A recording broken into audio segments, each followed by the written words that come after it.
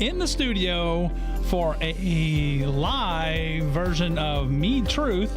Mark and Steve are here. We're going to be talking a little bit about this Amendment 2 that's coming up on the ballot November 5th. It's hard to say November 5th because it's more of an election season now than it is an election day. I always like saying the first Tuesday following the first Monday of November. Yeah. Is when we do the election. The first Tuesday following first Monday. I remember, this has nothing to do with our topic today, but just a little fun fact.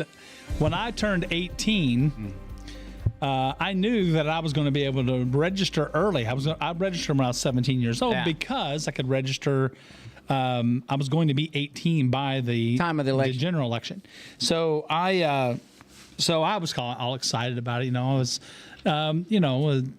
it's a big deal to get to vote. It was a big deal for me, especially. I've been interested in politics since I was in 4th, 5th grade. I remember watching Ronald Reagan speak, and he was inspiring. He was truly the great communicator. Yeah, truly. And because he even was able to speak to me in that 4th, 5th grade level, right? We understood what he was saying and where he was coming from. And but anyway, so I got the and I did the math. It's like, okay, when's my birthday going to be? Is it I'm November 1st. Automatically was going to be before election day.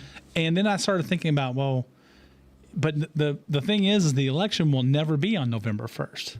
Yeah, because of the fact that you have to have a Monday.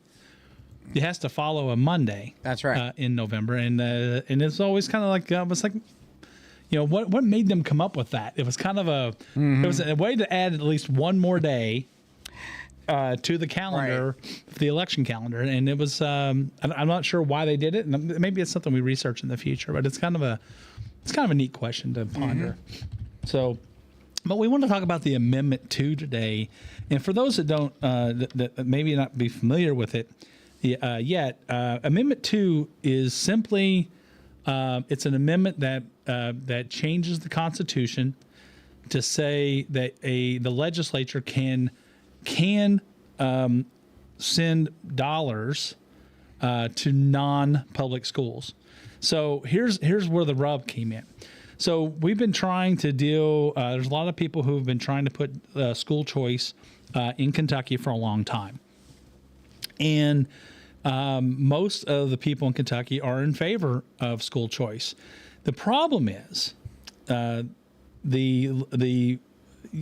know how many decades ago it was, but the current language of the Kentucky state constitution says that the legislature cannot allocate monies to non-public schools. It's different language than that, but it's basically what it says. Right. The language is more. It calls them the common system schools, right? Meaning that they are public. They are publicly funded. They're public schools, and so what they wanted to do years ago was they simply wanted to say that if a person wanted to donate money to a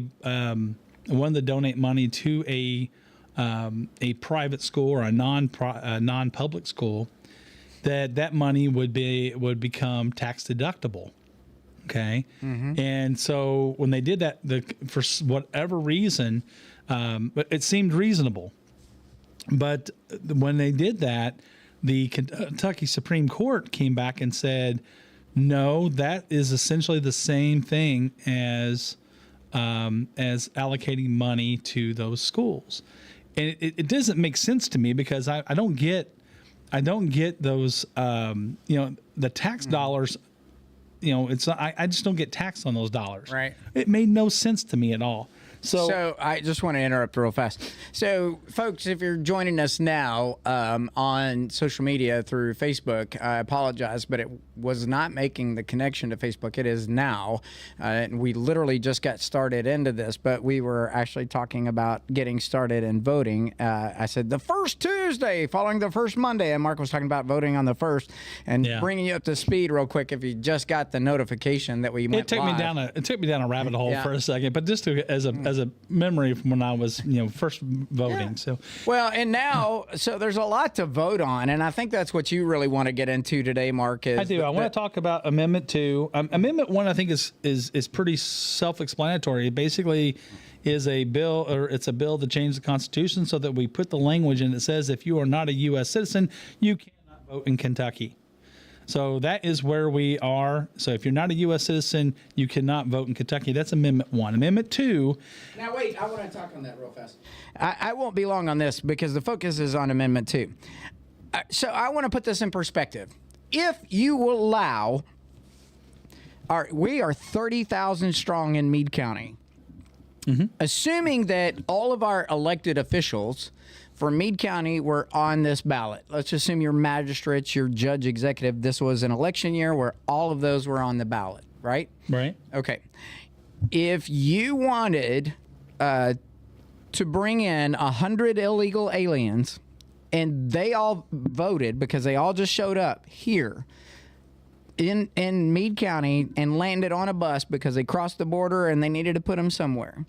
And all of those people illegally somehow got in there and voted, or we gave them the right to vote, whether you're in California, you're in Meade County. This could happen by not having these protections.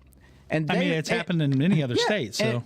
But we will allow you to have a driver's license. Well, what do they do to verify that you can vote when you go to the poll? Your driver's license. That's exactly right. So if I don't do the law, or I have a law that says you must prove citizenship, because I could give you a license, but I should have a stamp on that license that says you can work here, but you can't vote.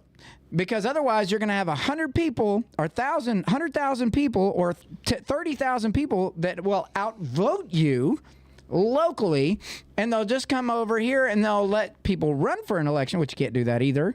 No. And if I can vote, I can pick the person that we want to lead your country. That means people that are influenced by foreign nationalism, other things that are not patriotic towards our values and beliefs that we've grown up with, and they can come in and take over. Now, that's extreme, but that's the truth. I'm going to say, sometimes I feel like sometimes I think it feels like we live in you've seen the movie 300? Yep, I sure have. Right. Yep. So you remember when they got to send some people up at the end of the movie. Spoiler alert! I mean, it's an old movie, so if you haven't seen it, go it'll see it. It'll hook you on the first season. But yeah, it's but you see 300, and the wife of the president, or I can't remember what they call their leader. Mm-hmm. She's trying to get the Senate to go support the 300 men, because the Senate wouldn't let him go and take the army to go face this Persian onslaught or whatever it is. And it was based on Persian anyway. I don't know if it was actually Persian or not, but and so he just took 300 men with him and do this, right? Well, she's back there at home trying to get their Senate to send troops and things to help, to fund him and things, right? And she's getting all kinds of oppositions. Well, come to find out, they're all getting paid by the enemy. Yeah. And sometimes it feels like that's where we are today. You got people who have you have politicians left and right that are being found out that they have money coming from China. Mm-hmm. You have all of a sudden they change their way of thinking about communism and Marxism, and it's all about how do I get to be at the top of the food chain for that? Power. Yeah. It's you say greed, but greed for power, not greed necessarily just for dollars. And so that happens a lot. But so it's funny though. That's like slavery, isn't it? I mean, you want to have the power over the people in order to influence them to do your bid. I mean, maybe. In a different way. There may be an analogy there that I was reaching, but at the end of the day, the point is that if we can protect you would think that we would not have to have these, because we would think that our borders are secure and that the people who came here illegally could just be arrested and deported. But we're not doing that. And this this fits into what we're trying to talk to on Amendment 2 as well, because the amendment does not take money away from public schools. Nope. What it is, but what the school system is doing, not the school system, actually, it's actually more the NEA, the National Education. I can't remember what it stands for now, but basically it's the teachers, the National Teachers Union, and then there's the KEA, which is the Kentucky branch, and they want to be the only show in town. They want to be the only people to be able to get money from Kentucky. So there's nothing in this bill that's going to, or this amendment that's going to say that Kentucky's going to lose, Kentucky schools are going to lose money.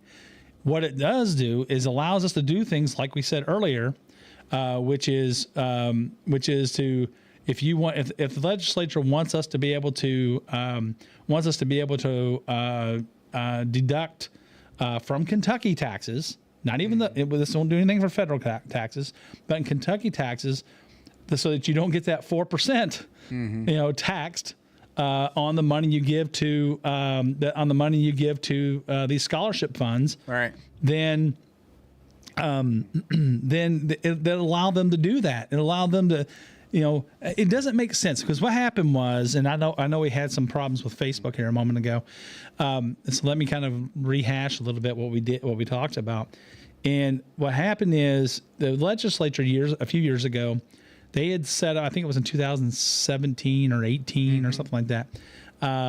They had tried to, they knew they couldn't directly allocate money to a private school, because that's what the Constitution says.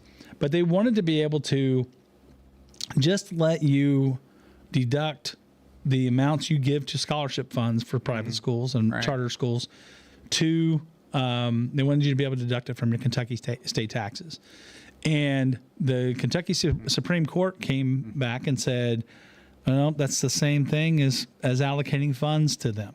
And in reality, it's not. And so the only reason that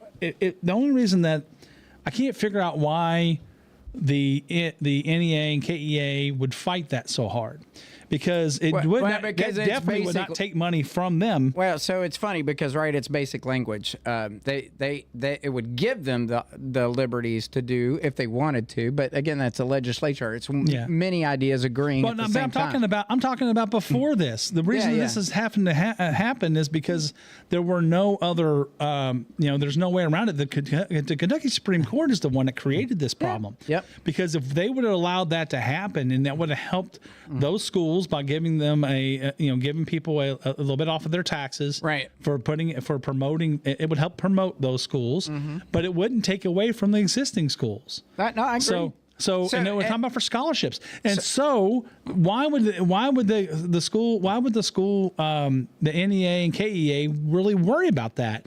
Because it's not taking money out of their pocket. It's not taking money from the schools at all. And so the only reason they say no is because they're afraid they're going to lose power.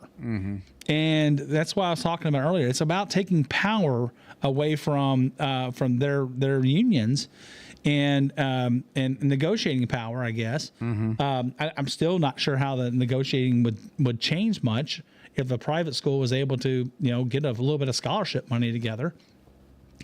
And because you're not allowed to deduct if you give to a private school, even if it's a 501c3 in Kentucky. They're not allowed to do that based on the Kentucky Supreme Court. You might be able to deduct it on your federal, but not on your state.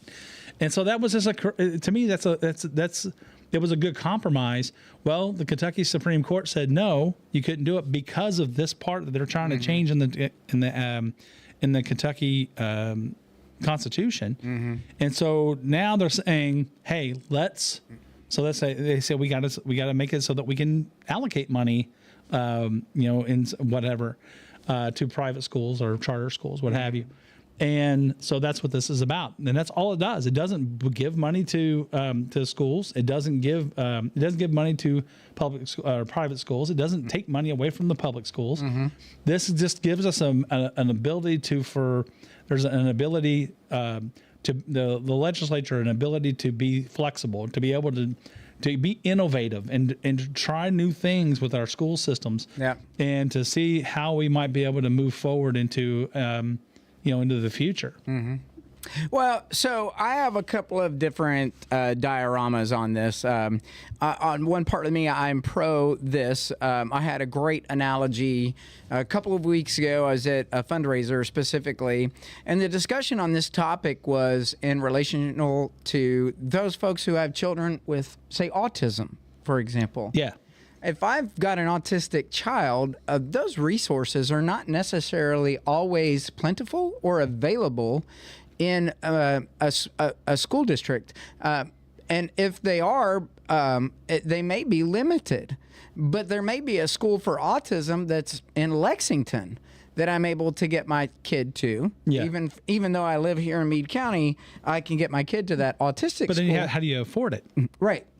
So in that sense, my kids, whatever, I think it's like, I forget what the dollar value is of a child that's a federally funded child that's going to school in a public school. I think it's like $5,600 or something like that. No, I think it's more than that. I think overall dollar when for you add dollar, the state and money. Yeah, it's like 15,000 per student or something like that overall. Right. It's a big number. I would rather Building and everything. Right. So if I've got $15,000 per head of child, right? And I need my child.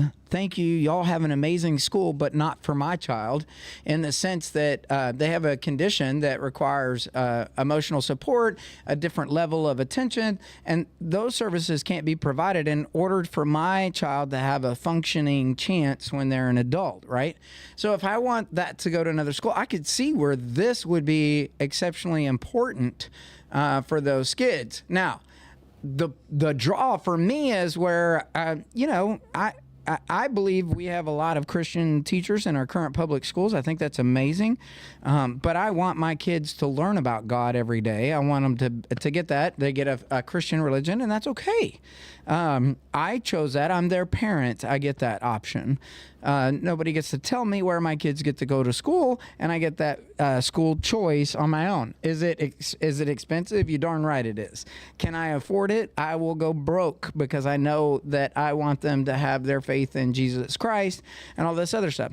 So on this point, when you have this conversation, then you have to ask yourself, well, if this did pass, what would the relationship be with the money? Do I have to follow all the same rules because they received money or funding? And I think that's the only, from somebody who wants to vote for it, that's where I think you have to put your trust in the school system that you choose, because they do have ways to protect those children, and the money can follow. But, you've got to be very skeptical. It's like picking a college. Well, we don't get this busy when we argue about which college our kids want to go to, or that they raise the tuition. Or all those other things. We should. Yeah, because college is more of a private school than anything, and they tell you when your kid goes to public school that you have to go to college. Well, no, you don't. You don't have to go to college. Vocational training is a great thing. You can go work at a union and get a vocational trade. Exactly. The unions do an amazing job of giving a skilled worker to an employer.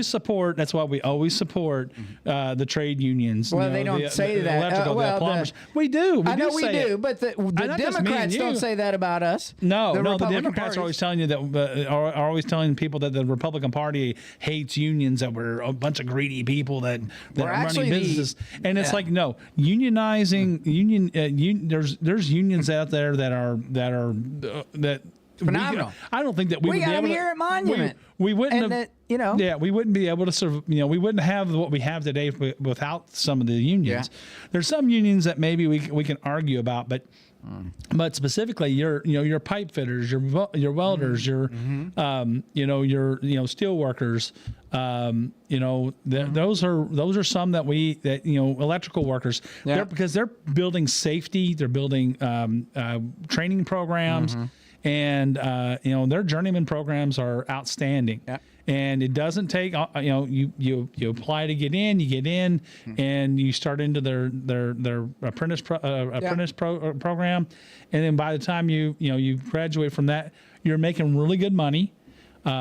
Usually, you're making really good money, and you have you've basically got a college education from through the union on not really electrical engineering or mechanical engineering, but it's pretty darn close.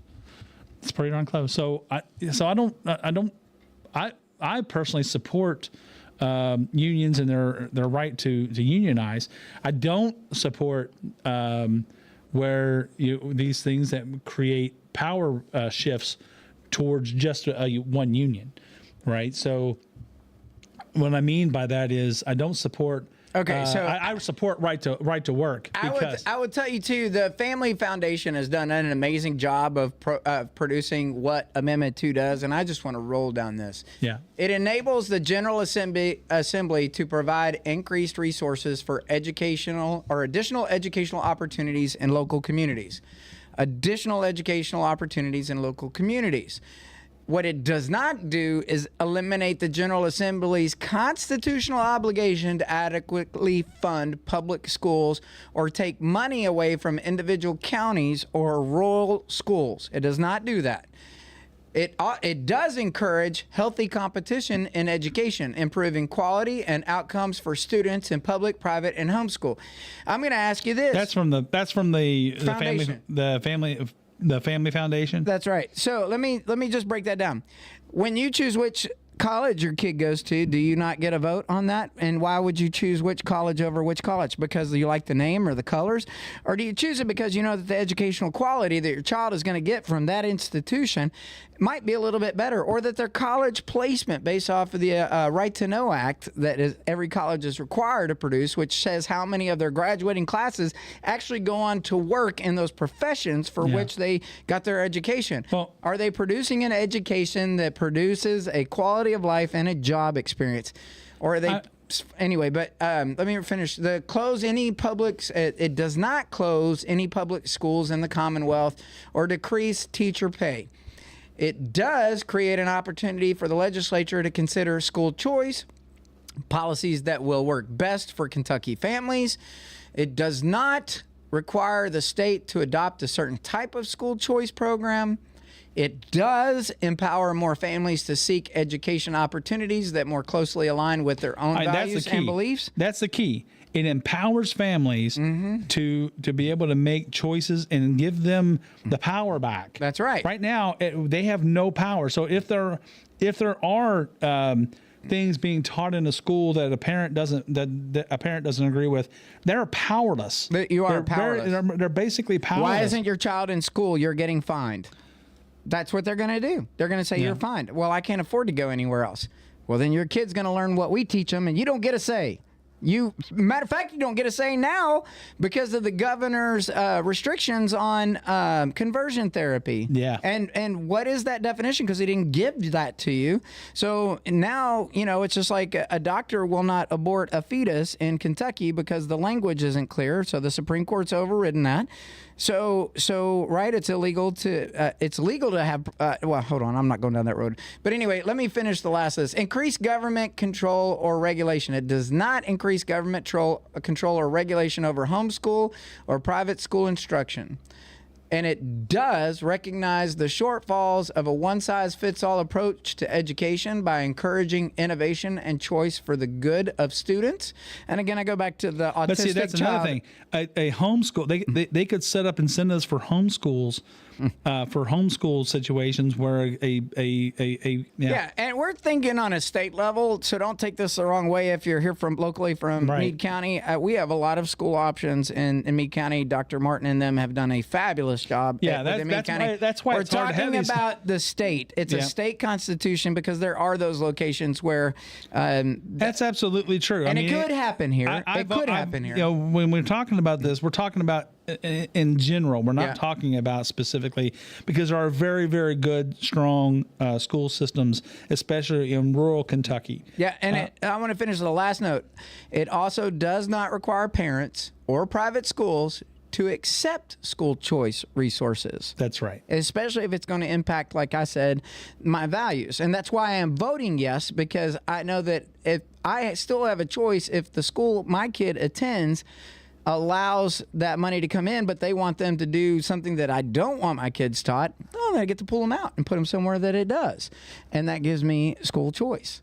And that's what I want for my children. I decide for my children, not the school system. I choose which college my kids go to because I'm going to make sure that they get the finest education. I don't care teachers do a great job teaching their studies and everything else. It's when that goes out of bounds that I have a problem, and I want to say in that matter.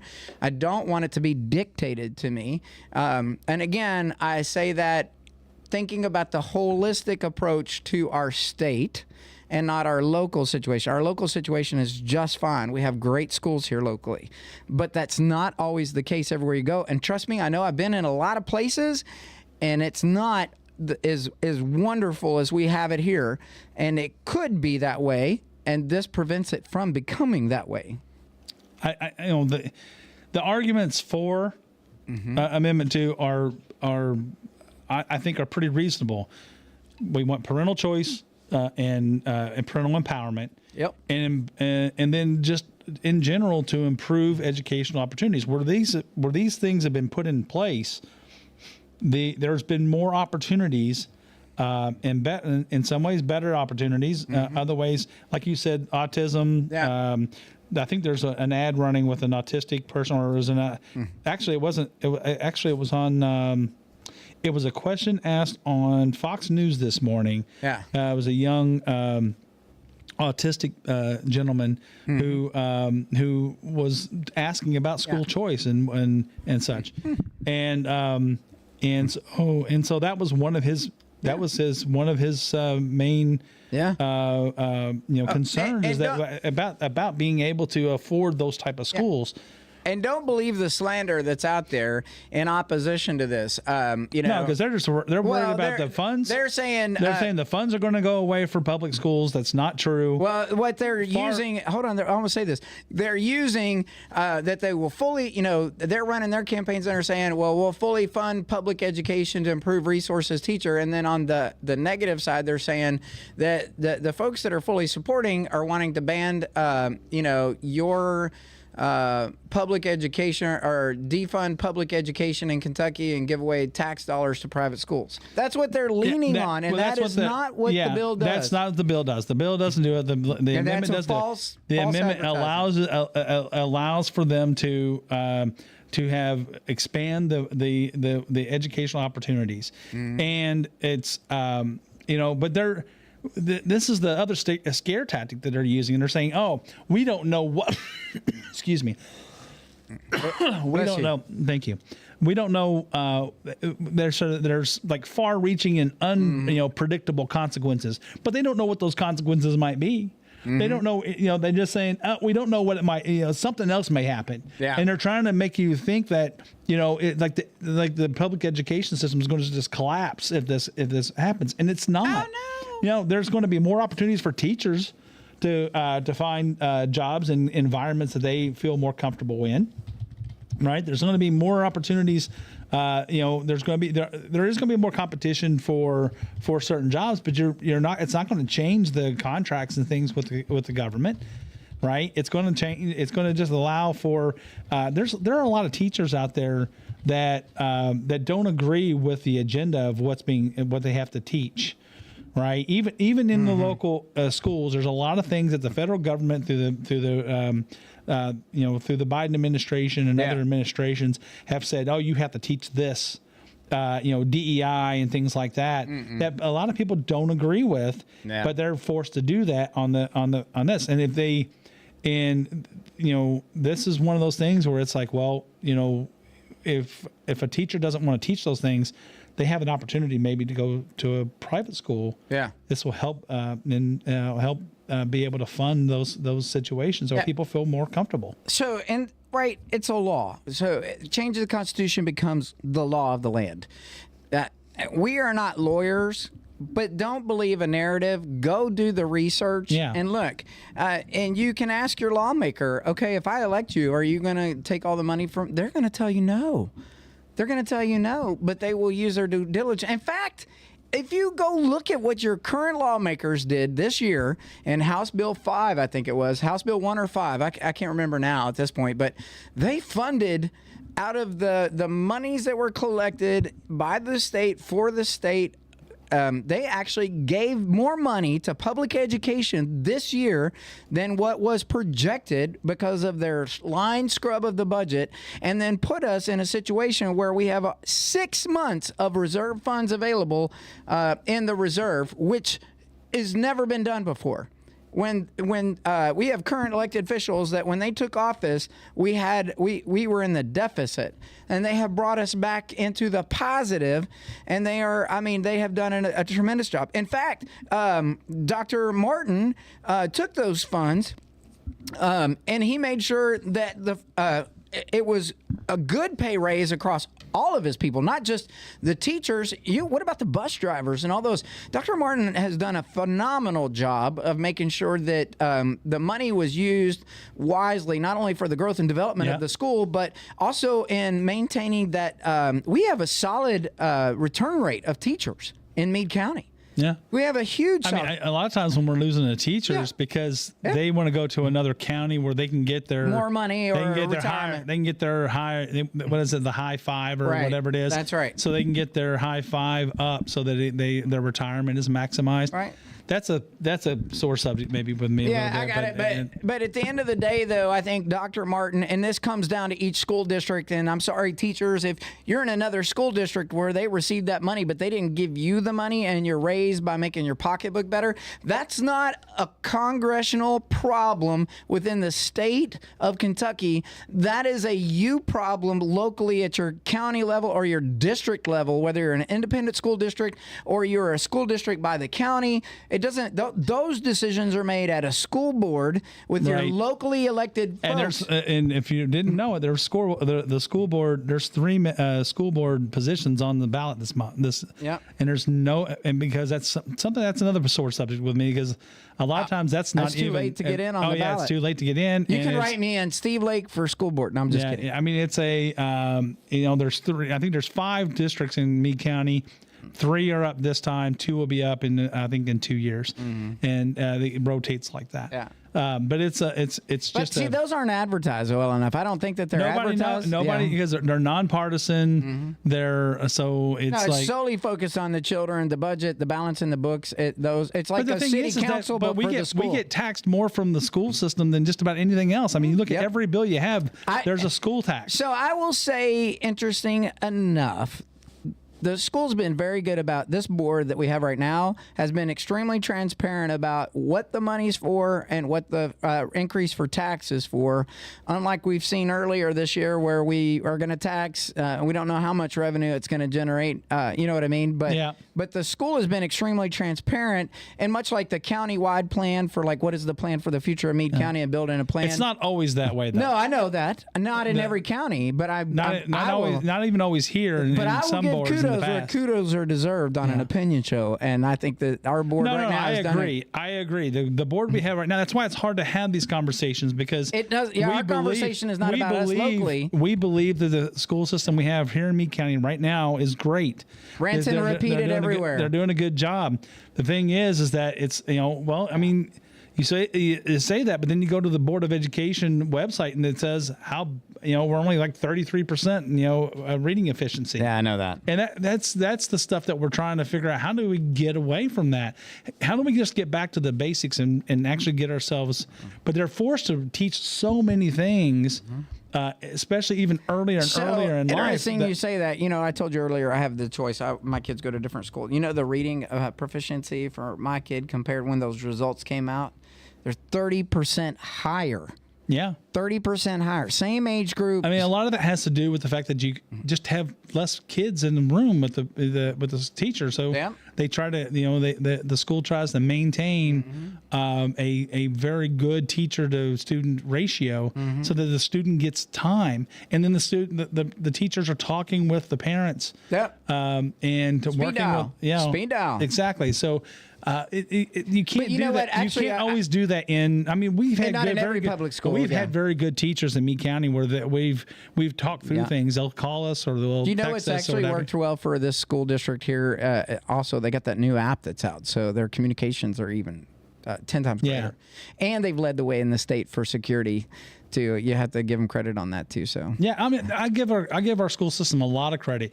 I'm disappointed in the overall numbers. I'm sure they are. Yeah. I'm sure that they're But it disappointed. is a huge responsibility to teach a lot of I think students. that their hands are tied quite a bit when it comes to, hey, how do we focus Kentucky just on State these? education. Because we have to teach all these other things on top of it, even at a young age. I mean, let's get the kids reading, writing, and See, that and almost doing goes their back math to Amendment before 1 we get too. into anything else. That also goes back to Amendment 1, too. You must be a citizen to vote, because already legally we have to put illegal citizens and give them the chance to go to school, which doesn't make any sense to me, because now you're distracting from the work that needs to be done on our students that live here, from here, and you're just shoving more kids into a system that is already struggling. That could happen. It could. I mean, we're very lucky here, but those things could happen. I mean, I'm sure it has happened in some cities and stuff. In Kentucky, it has. In Louisville, I'm sure it's happened quite a bit. It doesn't happen as much in Meade County, but maybe there's probably some. So, so anyway, that's why I feel strongly about voting for Amendment 2, voting yes for Amendment 2. I know there's a lot of people out there that don't believe in that don't want to see Amendment 2 pass. But I'm just saying it's time for us to do something different and stop putting the same thing, just throwing more money at the same solutions. Yeah, it's exactly right. We're not talking about what's going to fix today. We're talking about what's going to get fixed for tomorrow, for our grandkids, our great grandkids at this point. I already have grandkids in the school system, so we're just trying to figure out how do we do that.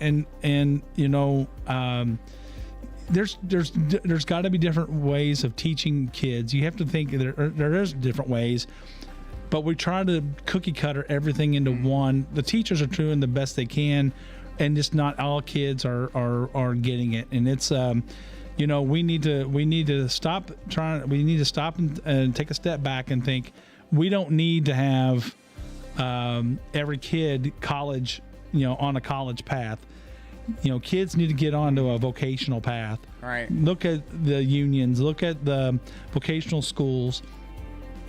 Go learn a trade, and stop trying to force everybody into a college, because college really doesn't do that much for you when you think about it. No. It does. No, you can learn everything you learn in any college online. You can learn it by going to the library. You can learn it by going to going through like YouTube. I mean, or having a good mentor. Or having a good mentor. That's right. That's why it's when I started in work, there were a lot of people who were more like an apprenticeship, and they took those leaders and mentors took us under the wing and said, "Hey, let me show you how this works," and you learn that. And you can find the people who work really, really well that way, and they end up being some of the best employees that you'll ever have, and they end up leading others because they do the same thing. Yeah. What's happened is, over time, companies are all told you have to, all of your positions have to have a bachelor's degree. Not true. And it's like and there's some companies who believe that they will not hire for anything above custodial work if you don't have a bachelor's degree. And it's like, and they don't even care what it is. That's the thing. They will tell you they don't care what kind of bachelor's degree it is, as long as you have one. So that type of thing is just that's wrong, and you could easily teach people to do those jobs, and it's a savings up front for those companies, because you're building a new new employees, so you don't have to, because they already have the they're learning on the job. And anyway, we'll let that go. It's a subject for another day probably. But guys, tomorrow morning we're going to have a Trump train at 9 a.m. It's going to start at the fairgrounds. We're going to line up around 9 a.m. probably take off around 10, and then we're going to end up down at Durham's, down by the river here in Brandenburg. At around noon. We're going to end up down there, and there's going to be a chili supper, and and there's going to be some Trump gear and things like that. Come out and support. Where are we lining up at? We're going to line up at the Meade County Fairgrounds at 9 a.m. And no matter how many we get, we're gonna go through and let everybody know who we are. So, outstanding. All right, and with that, that's all I have for today. It was a good show, Mark. Yeah. I had a good time. Get out and vote. Go to the Vote yes on 2. Yeah, the Family Foundation .org. There's a good one on Commonwealth Policy Center as well. Yep. There's several out there. Empower Kentucky Families. I'm trying to think of the others here. That's okay. So I'll post this one up, and you can go from there. But do your research, folks. Yep. Do it. Talk to you later. Bye, everyone.